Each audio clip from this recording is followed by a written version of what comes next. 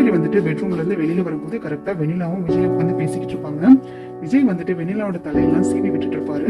வெண்ணிலா, நீ தயவு செய்து வந்துட்டு பழைய நிலைமைக்கு வந்துரு, உனக்காக நான் என்ன வேணும்னாலும் பண்றதுக்கு தயாரா இருக்கேன் அப்படின்ற மாதிரி வெண்ணிலாவோட கையை பிடிச்சு வந்துட்டு விஜய் பேசிக்கிட்டு இருப்பாரு. அதை பார்த்ததுமே காவேரி ரொம்ப மனசுடைஞ்சு போயிருவாங்க. அதை வந்துட்டு தாத்தாவும் பக்கத்துல இருந்து கவனிச்சுக்கிட்டே இருப்பாரு. இதுக்கு மேல என்னென்ன கொடுமையெல்லாம் இந்த வீட்டுல நடக்க போகுதுன்னு தெரியலையே, எந்தெந்த கொடுமையெல்லாம் நான் பார்க்க போறேன்னு தெரியலையே. காவேரி ஒரு பக்கம் ரொம்ப மனசுடைஞ்சிருக்கா, வெண்ணிலா ஒரு பக்கம் இப்படி வந்துட்டு புத்தி சுவாதனத்தை இழந்து வந்துட்டு என் விஜய் கிட்ட வந்திருக்கா. இவங்க ரெண்டு பேர்த்தையுமே பேலன்ஸ் பண்ண முடியாம விஜய் வந்துட்டு ஒண்ணுமே புரியாம வந்துட்டு தனிமரமா நின்றுட்டு இருக்கான். வெண்ணிலாவை பத்தி யோசிப்பானா இல்ல வந்துட்டு காவேரி பத்தி யோசிப்பானான்னு தெரியாம வெண்ணிலா வந்துட்டு எப்படியாவது சரி பண்ணியே ஆகணுன்ற சுச்சுவேஷன்ல அவன் நின்றுட்டு இருக்கான். இந்த பிரச்சனைக்கெல்லாம் முடிவு என்னன்னே தெரியலையே அப்படின்ற மாதிரி தாத்தா ரொம்ப கவலைப்பட்டுட்டு இருப்பாரு. அந்த டைம்ல பாத்தீங்கன்னா காவேரி ரொம்ப உணர்ச்சி வசப்பட்டுருவாங்க. இதுக்கு மேல இந்த வீட்டுல நம்ம இருந்தோம்னா சரிப்பட்டு வராது, நம்ம வந்துட்டு எல்லாத்தையுமே தாங்கிக்கிறதுக்கு ஒரு அளவு தான் இருக்கு. எங்க விஜய் வந்துட்டு உடஞ்சு போயிடுவாரோ, விஜய்னால வந்துட்டு எனக்கு எந்த பிரச்சனையும் வந்துடக்கூடாது, நான் வீட்டை விட்டு வெளியில போய் எக்ஸ்ட்ரா ஒரு பிரச்சனையை அவருக்கு கொடுக்க கூடாது, எக்ஸ்ட்ரா ஒரு ஸ்ட்ரெஸ்ஸை வந்துட்டு அவருக்கு கொடுக்க கூடாது. 1000 தான் இருந்தாலும் அவரோட நம்மளோட ஒய்ஃப், நம்ம ஹஸ்பண்ட்க்கு நம்ம தான் சப்போர்ட்டிவா இருக்கணும். 1000 தான் இருந்தாலும் ஒரு ஒய்ஃபா அவர் நம்மளை நல்லா தான் பார்த்துருக்காங்கன்ற அந்த ஒரு கன்சர்னுக்காக இவ்வளவு தூரம் பல்ல கடிச்சிட்டு எல்லாத்தையும் பார்த்துட்டு இருந்தேன். வெண்ணிலா வந்துட்டு சரி பண்ணணும் அப்படின்ற ஒரு எண்ணம் எனக்குள்ளேயும் இருந்துச்சு. விஜய்னாலதான் வந்துட்டு அந்த பொண்ணு இந்த நிலைமைக்கு வந்திருக்காங்க போது அந்த பொண்ணை வந்துட்டு தனிக்கட்டையா வந்துட்டு விட்டுறக்கூடாது, தனி மரமா வந்துட்டு யாரும் இல்லாம சப்போர்ட் இல்லாம நிறுத்திடக்கூடாது. அது எல்லாத்தையும் யோசிச்சுதான் வந்துட்டு இந்த அளவுக்கு இந்த வீட்டுல பல்ல கடிச்சிட்டு தங்கிட்டு இருக்கேன். பட் நான் இருக்க வேண்டிய, என்கிட்ட அவர் பண்ண வேண்டிய எல்லாத்தையும் வந்துட்டு, எனக்கு கொடுக்க வேண்டிய எல்லாத்தையும், எல்லா உரிமையும் வந்துட்டு வெண்ணிலா கிட்ட கொடுக்கும்போது அதை என் கண்ணால கண்டிப்பா பார்க்க முடியாது. நான் ஒரு மரக்கட்டையா என்ன, எமோஷனே இல்லாத ஒரு ஜடமா என்ன, அவரை வந்துட்டு இந்த அளவுக்கு வெண்ணிலா கிட்ட க்ளோஸா பண்ணிட்டு இருக்கிறதும், க்ளோஸா பழகிட்டு இருக்கிறதையும், க்ளோஸா பேசிட்டு இருக்கிறதையும் பார்த்துமா என் மனசு வந்துட்டு தாங்கிட்டு இருக்கும். அந்த அளவுக்கு வந்துட்டு நான் ரொம்ப மனசு இலகின மனசுலாம் கிடையாது. எனக்கும் எமோஷன் இருக்கு. என் புருஷனை வந்துட்டு இன்னொரு பொண்ணு வந்துட்டு பங்கு போடுறத நான் எப்படி ஒத்துக்குவேன்? நான் இருக்க வேண்டிய இடத்துல வெண்ணிலா இருக்கிறத அந்த பொண்ணு மனநிலை வந்துட்டு சரியில்லாம மெமரி லாஸே ஆயிருந்தாலும் ஒரு பொண்ணு தானே, என் இடத்துல அவ இருக்கிறத நான் எப்படி ஒத்துக்குவேன்? இப்பவே நான் அந்த வீட்டுக்கு கிளம்புறேன், அம்மா வீட்டுக்கே போயிடுறேன், இல்லைன்னா கொடைக்கானலுக்கு போய் நான் கொஞ்ச நாள் அங்க இருந்தேன்னா வந்துட்டு என் மனசுக்கு கொஞ்சம் ஆறுதலா இருக்கும், நம்மளோட வீட்லயே வந்துட்டு நம்ம போய் இருக்கலாம் அப்படின்ற மாதிரி முடிவெடுக்கிறாங்க.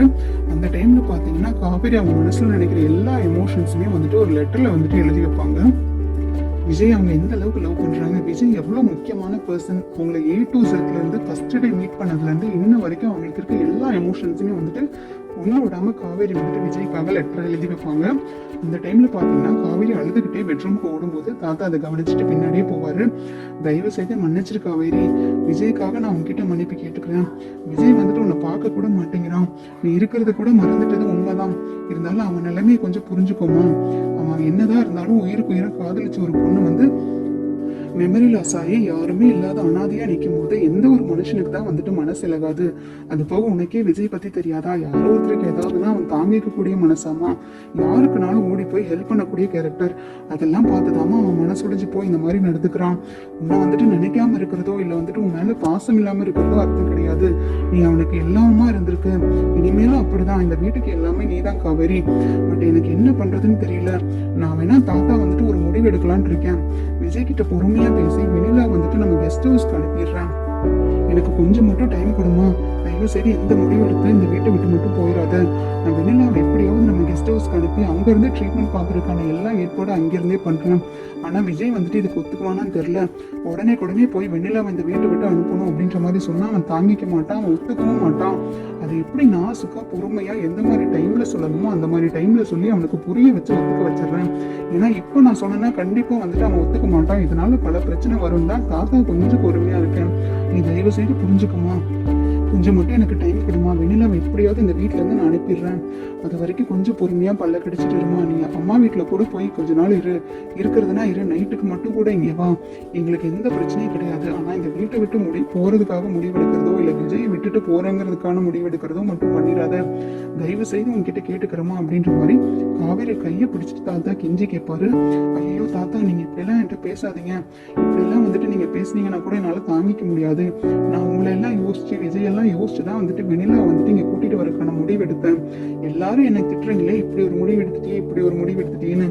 நான் இப்படி ஒரு முடிவு எடுத்ததுனால தானே விஜய்க்கு வந்துட்டு வெண்ணிலா மேல எவ்வளவு அன்பு இருக்கு, வெண்ணிலா வந்துட்டு எல்லாவுமா இருந்திருக்காங்க விஜய்க்கு அப்படின்ற மாதிரி எல்லாத்துக்கும் புரியுது. இப்ப சொல்லுங்க, நான் பண்ணதுல என்ன தப்பு இருக்கு? அவர் வந்துட்டு வெண்ணிலாவை பார்த்ததுக்கு அப்புறம் கூட அவங்கள தாண்டி என்ன யோசிச்சிருந்தாருன்னா பரவாயில்ல. இப்போ வரைக்கும் இந்த செகண்ட் வரைக்கும் நான் என்ன இருக்கேன், என்ன பண்றேன், எங்க இருக்கேன்னு கூட அவர் ஏறெடுத்து பார்க்கலன்னா வெண்ணிலா வந்துட்டு எந்த அளவுக்கு முக்கியமான ஆளா வந்துட்டு விஜய்க்கு இருந்திருப்பாங்க. ஒருவேளை விஜய் வந்துட்டு என்னோட இடத்துல வெண்ணிலாவை நினைச்சு பார்க்கறது கூட வந்துட்டு அப்படி ஒரு நிலைமை வந்துட்டு எனக்கு வந்துச்சுன்னா கூட அதை பார்த்து ஆச்சரியப்படுறதுலாம் ஒண்ணுமே கிடையாது. ஏன்னா வந்துட்டு வெண்ணிலாவும் அந்த அளவுக்கு தான் உயிருக்கு உயிரா விஜய் லவ் பண்ணியிருக்காங்க. இதுக்கு மேல வந்துட்டு நான் வேணுமா வேண்டாமாங்கிறது அவரு தான் முடிவு பண்ணணும். வெண்ணிலாவை தாண்டி காவேரி தான் வேணும், என் பொண்டாட்டி காவேரி தான் அப்படின்ற சொன்னா மட்டும்தான் வந்துட்டு நான் அவர் கூட வந்துட்டு வாழ முடியும். அப்பதான் நான் வாழ்ற வாழ்க்கைக்கும் சரி, என்னோட அன்புக்கும் சரி ஒரு அர்த்தம் இருக்கும் தாத்தா, ப்ளீஸ் என்னையும் புரிஞ்சுக்கோங்க அப்படின்ற மாதிரி சொல்லிட்டு காவேரி வந்துட்டு ரூமுக்கு போயிடுவாங்க. தாத்தா யோசிச்சு பார்ப்பாரு, காவேரி சொல்றதும் கரெக்ட் தான். எந்த பொண்ணுமே வந்துட்டு தான் புருஷன் வந்துட்டு இன்னொருத்தி மேல அன்பு வச்சிருக்கிறதையோ இல்ல வந்துட்டு இன்னொருத்தி மேல அக்கறை காட்டுறதையோ ஒத்துக்க மாட்டான். விஜய் வந்துட்டு வெண்ணிலா வந்துட்டு தாண்டி காவேரி முக்கியங்கிறத விஜய் என்னைக்கு உணர்றானோ அப்பதான் வந்துட்டு விஜய் காவேரி 2 பேருமே ஒட்டுக்கா சேர போறாங்க அப்படின்ற மாதிரி இது எல்லாமே கூடிய சீக்கிரம் நல்லபடியா நடக்கணும். கடவுளே, நீ தான் வந்துட்டு எங்களுக்கு துணை இருக்கணும்னு சொல்லிட்டு தாத்தாவும் ரூமுக்கு போயிடுவாரு. அந்த டைம்ல பாத்தீங்கன்னா காவேரி ரொம்பவே வந்துட்டு ஃபீல் பண்ணிட்டு இருப்பாங்க. காவேரி வந்துட்டு யோசிச்சு பார்த்துட்டு இருப்பாங்க, விஜய் வந்துட்டு இவங்க கிட்ட எவ்வளவுலாம் அன்பா இருந்தாங்க, இவங்களுக்காக என்னென்னலாம் சர்ப்ரைஸ் பண்ணது, காவேரி ஹக் பண்ணி பேசுறது, கையை பிடிச்சிட்டு எப்பவுமே வந்துட்டு காஃபி குடிக்கிறது, அது எல்லாமே நினைச்சு பார்க்கும்போது இப்போ வந்துட்டு இதெல்லாமே இனிமேல் வெண்ணிலா கூட பண்ண போறாருல அவரு. வெண்ணிலாவோட கையை பிடிச்சிதான் அவர் காஃபி குடிப்பாரு, வெண்ணிலாவுக்கு தலை கோதி விடுவாரு, வெண்ணிலாவை டைட்டா ஹக் பண்ணுவாரு, வெண்ணிலாவுக்கு நெத்தியில கிஸ் பண்ணுவாரு. இதெல்லாம் என்கிட்ட பண்ண மாட்டார்ல. என்னோட எல்லா உரிமையும் போயிருச்சா, அவ்வளவுதானா, இனி எனக்கு விஜய் கிடையாதா, என் புருஷன் வந்துட்டு திரும்பி என்கிட்ட வரமாட்டாரா, நான் ஏன் இங்க இருக்கேன், நான் எதுக்கு இருக்கணும் அப்படின்ற மாதிரி ரொம்ப டிப்ரெஸ் ஆகி புலம்பிட்டு இருப்பாங்க. காவேரியை பார்க்கறதுக்கே ரொம்ப கஷ்டமா இருக்கும். அந்த அளவுக்கு நொந்து போய் வந்துட்டு தனியா உட்காந்துட்டு புலம்பிட்டு அப்படியே தூங்கிடுவாங்க பெட்ரூம்ல. அந்த டைம்ல பாத்தீங்கன்னா நிவின் கரெக்டா காவேரிக்கு கால் பண்ணும்போது காவேரிக்கு நிவினோட நம்பரை பார்த்ததுமே ஒரு மாதிரி ஷாக் ஆயிடுவாங்க. பட் அவாய்ட் பண்ணக்கூடாது, 1000 தான் இருந்தாலும் யமுனாவோட ஹஸ்பண்ட் ஆயிட்டாரு, நம்ம பழைய மாதிரி நினைச்சிட்டு நிவின் எல்லாம் அவாய்ட் பண்ணக்கூடாது, என்ன எதுங்கிறத மரியாதைக்காகவாது எடுத்து பேசணும் அப்படின்ற மாதிரி கால் அட்டன் பண்ணுவாங்க. அட்டன் பண்ணதுமே வந்துட்டு நிவின் காவேரி அப்படின்னு கூப்பிடும்போது சொல்லுங்க நிவின், நல்லா இருக்கீங்களா அப்படின்னு ரொம்ப கேஷுவலா பேசுவாங்க. என்ன காவேரி, என்கிட்டயே நடிக்கவும் ஆரம்பிச்சிட்டியா, என்கிட்ட எல்லாத்தையுமே மறைச்ச, எல்லாத்தையுமே வந்துட்டு தலைகீழா மாத்தின, இப்ப என்கிட்ட நடிக்க கூட ஆரம்பிச்சிட்டியா, எனக்கு எல்லா பிரச்சனையும் தெரியும், குமரங்க நான் வந்துட்டு என்கிட்ட எல்லாத்தையுமே சொல்லிட்டாங்க, ஏன் காவேரி இதெல்லாம் உனக்கு தேவைதானா, எதையுமே வந்துட்டு ஒரு தடவைக்கு 2 தடவை யோசிச்சு பண்ண மாட்டியா, நீ ஆரம்பத்துல இருந்தும் சரி இப்போ வரைக்கும் சரி மற்றவங்களுக்காக யோசிச்சுதான் வந்துட்டு உன் வாழ்க்கையை நீ இழந்துட்ட. முதல்ல வந்துட்டு உன் குடும்பத்துக்காக யோசிச்சுட்டு இருப்பேன், உன் குடும்பத்துக்காக யோசிச்சுதான் வந்துட்டு நானும் நீயும் சேர முடியாம ஆச்சு. இப்ப மத்தவங்களுக்காக யோசிச்சு உன் வாழ்க்கையே வந்துட்டு நீ விட்டு கொடுக்குற அளவுக்கு நீ போயிட்டியா, ஏன் காவேரி இப்படி முட்டாள்தனமா பண்ற, எனக்கு வந்துட்டு உன் மேல கோவம் இருக்கதான் செய்யுது, இருந்தாலும் வந்துட்டு நீ வந்துட்டு கஷ்டத்துல இருக்கும் போது, நீ வந்து கெட்டு போகும்போது அதை பார்த்து சந்தோஷப்படுற அளவுக்கு நான் மோசமான ஆள் கிடையாது, தயவு செய்து நீ விஜய் கிட்ட பேசு, விஜய் இந்த ஒரு விஷயத்துக்காக தான் கான்ட்ராக்ட் போட்டிருக்காரு, 1 வருஷத்துக்கு அப்புறம் வந்துட்டு நீ வெயிட் பண்ணு, காவேரி கூட உன்னை சேர்த்து வைக்கிறேன்னுலாம் இப்ப சொன்னாருன்றது எனக்கு இப்பதான் புரியுது, எதுக்காக இந்த மாதிரிலாம் சொன்னாரு, உனக்காக வந்துட்டு என்ன வெயிட் பண்ண சொன்னதுக்கும் வந்துட்டு இதுதான் காரணங்கிறது எனக்கு இப்பதான் புரியுது.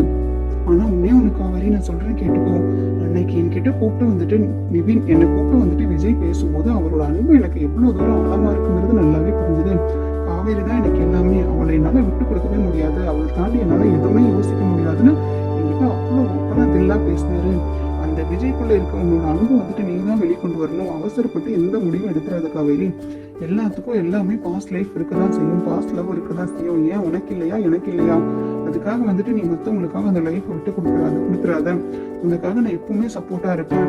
பட் விஜய் மேல எனக்கு எப்பவுமே கோவம் இருக்கும், ஏன்னா எப்பவுமே ஒரு சுயநலமா தான் யோசிக்கிறாரு, தான் நல்லா இருக்கணுங்கிறதுக்கு வேண்டி என்ன மாதிரி யாரை வேணும்னாலும் வந்துட்டு மோசம் பண்றதுக்கு அவர் ரெடியா இருப்பாரு அப்படின்னு மாதிரி சொல்ல அவ்வளவு நேரம் தலையாட்டி கேட்டுட்டு இருந்த காவேரி வந்துட்டு சேச்சே நிவின் அப்படிலாம் நீங்க அவரை தப்பா நினைச்சிடாதீங்க, அவர் அந்த மாதிரி கேரக்டர்லாம் கிடையாது, இப்பவுமே வந்துட்டு அவர் இந்த மாதிரி முடிவெடுத்ததுக்கு ஸ்ட்ராங்கான ஒரு ரீசன் இருக்கு, இவர்னாலதான் வந்துட்டு அந்த பொண்ணு அந்த மாதிரி ஆயிட்டாங்க, அந்த குற்ற உணர்ச்சியில தான் வந்துட்டு இந்த மாதிரி முடிவு வந்துட்டு அவர் எடுத்திருக்காரு, அவர் தயவு செய்து தப்பா நினைக்காதீங்க, அவர் அந்த மாதிரி செல்ஃபிஷான கேரக்டர்லாம் கிடையாது, எப்பவுமே அடுத்தவங்க நிலைமையை வந்துட்டு அவங்களோட இடத்துல நின்று யோசிச்சு பார்த்து எதையுமே முடிவெடுக்கிற ஒரு ஆள் தான், உங்களுக்கு அடுத்தது வந்துட்டு நல்லவர்னு நினைச்ச ஒரே ஆள் விஜய் மட்டும்தான் அப்படின்ற மாதிரி சொல்ல, என்னமோ காவேரி என் லைஃப் தான் இப்படி பிடிக்காத கல்யாணத்தை பண்ணி வந்துட்டு மோசமா போயிடுச்சு, என் லைஃப் தான் வந்துட்டு அஃபெக்ட் ஆயிடுச்சுன்னு நினைச்சேன், நீயாவது ஹாப்பியா இருக்கேன்னு நினைச்சேன், பட் அதுக்கும் இப்படி ஒரு ப்ராப்ளம் வந்துருச்சு, இந்த பிரச்சனையெல்லாம் நீ தான் சால்வ் பண்ணணும், உங்க 2 பேத்துக்குள்ள இருக்கிற அன்பை வந்துட்டு யாருமே பிரேக் பண்ண முடியாம அவருக்குள்ள இருக்க காவேரி நீ தான் வெளியில கொண்டு வரணும், யாருக்காகவும் நீ வந்துட்டு வெளிக்காயாத, கிவ் அப் பண்ணிடாத, நான் வைக்கிறேன் அப்படின்ற மாதிரி கோவமா பேசிட்டு வச்சிருவாரு. அதுக்கப்புறம் திரும்பவும் காவேரி அழுக ஆரம்பிச்சிருவாங்க. நிவின் கிட்டேயே போய் இந்த அளவுக்கு ஸ்ட்ராங்கா பேசியிருக்காரு, காவேரி தான் எனக்கு எல்லாமே இருக்காருன்னா இவர் ஏன் வந்துட்டு இப்படி வந்துட்டு என்னை வேண்டான்னு சொல்லிடுற அளவுக்கு முடிவெடுத்துட்டாரு. நான் வேண்டாமா விஜய்க்கு, விஜய் நான் உங்க காவேரி இல்லையா விஜய் அப்படின்ற மாதிரி தனியாவே உட்காந்து புலம்பிட்டு திரும்பி அழுக ஆரம்பிச்சிருவாங்க. அதுக்கப்புறம் பாத்தீங்கன்னா ராகினி கரெக்டா உள்ள வருவாங்க. எரிகிற தீயில எண்ணெய் ஊத்துற மாதிரி காவேரி வந்துட்டு நல்லா ராகினி ஏற்றி விடுவாங்க. பாத்தியா காவேரி, என்ன கொடுமையெல்லாம் நடக்குதுன்னு, விஜய் உன் கண்ணு முன்னாடியே வெண்ணிலாவை கொஞ்சறது என்ன, வெண்ணிலாக்கு தலை செய்தி விடுறது என்ன, வெண்ணிலாக்கு சாப்பாடு ஊட்டுறது என்ன, ஏன் இப்ப நான் உங்களுக்கு சொல்லுவேன் அதை நீ தாங்கிக்கியான்னு கூட தெரியல. வெண்ணிலாவும் விஜயும் அந்த மேல இருக்க ரூமுக்கு வந்துட்டு தனியா போயிட்டாங்க உள்ள, என்ன பண்றாங்கன்னு கூட எனக்கு தெரியல அப்படின்ற மாதிரி சொல்ல, சீ நிறுத்து, உனக்கு எப்ப பார்த்தாலும் இப்படி மத்தவங்களை பத்தி அசிங்கமா யோசிக்கிறதா வேலையா, நீ பண்ண நினைச்சதெல்லாம் பண்ணிட்டு இல்ல, அதோட வந்துட்டு நிறுத்திட்டு போயிரு. இந்த மாதிரி அவங்க இது பண்றாங்க அது பண்றாங்கன்னு சொல்லிட்டு என்கிட்ட கேவலமா பேசுற வேலை, அதுவும் என் புருஷனை வந்துட்டு என்கிட்ட கேவலமா பேசுற வேலையெல்லாம் என்கிட்ட வச்சுக்காத, முதல்ல ரூமை விட்டு வெளியில கிளம்புன்ற மாதிரி ரொம்ப கோவமா வந்துட்டு அனுப்பி விட்டுருவாங்க. அதுக்கப்புறம் யோசிச்சு பார்ப்பாங்க, ஒருவேளை விஜய் வந்துட்டு வெளியில கூட்டிட்டு ரூமுக்குள்ள தனியா தான் போயிருப்பாரா, சச்சா அப்படியெல்லாம் இருக்காது, கண்டிப்பா வந்துட்டு விஜய் அந்த மாதிரி பண்ணக்கூடிய ஆளே கிடையாது. இவ்வளவு நாள்ல வந்துட்டு இவ்வளவு மாசத்துல ஒரே பெட்ல தான் நான் அவர் கூட படுத்திருக்கேன், பட் என்னோட பர்மிஷன் இல்லாம அவர் வந்துட்டு நான் சுண்டு விரலை கூட டச் பண்ணது கிடையாது, அவ்வளவு ஜென்டில்மேன், அந்த மாதிரிலாம் என் புருஷன் பண்றதுக்கு வாய்ப்பே கிடையாது. அந்த பொண்ணுக்கு மெமரி லாஸ் ஆயிருக்கிறதுனால மெமரிஸை வந்துட்டு ரீக்ரியேட் பண்றதுக்கு, ரீகலெக்ட் பண்றதுக்காக வந்துட்டு இப்படி எல்லாம் வந்துட்டு பண்ணலாங்கிறது தான் அவர் ஒவ்வொரு ஸ்டெப்பா யோசிச்சு அந்த பொண்ணுகிட்ட பேசுறதுக்கு ட்ரை பண்ணிட்டு இருக்காரு. அந்த பொண்ணுக்கு பிடிச்சதெல்லாம் மேபி பண்ணிட்டு இருப்பாரு. அந்த பொண்ணுக்கு அது போக அமைதியான இடத்துல அமைதியா பேசுறதுதான் பிடிக்கும். அந்த பொண்ணு அவ்வளவு நல்ல பொண்ணு வேற, அந்த அளவுக்கு சர்டிபிகேட் கொடுத்தாரு. எவ்வளவு நல்ல பொண்ணா இருந்தா அந்த அளவுக்கு வந்துட்டு உயிரை கொடுக்குற அளவுக்கு இவர் லவ் பண்ணியிருப்பாரு. வெண்ணிலா தான் வந்துட்டு யாருக்கும் எந்த துரோகமும் பண்ண மாட்டாங்க, யாரையும் எதுவும் பேச மாட்டாங்கன்னு சொல்றாங்கல்ல, ஒருவேளை வெண்ணிலாக்கு பழைய ஞாபகங்கள்லாம் வந்து நான் தான் காவேரி விஜயோட ஒய்ஃப் அப்படின்ற மாதிரி தெரிஞ்சதுன்னா கண்டிப்பா வெண்ணிலா வந்துட்டு எங்க லைஃப் விட்டு போயிடுவாங்க. அப்படி எடுத்து அவங்களுக்கு துரோகம் பண்ணக்கூடிய ஆள் இல்லைன்றது மட்டும் எனக்கு நல்லாவே புரியுது அப்படின்ற மாதிரி காவேரி மனசுக்குள்ள நினைச்சிட்டு இருப்பாங்க.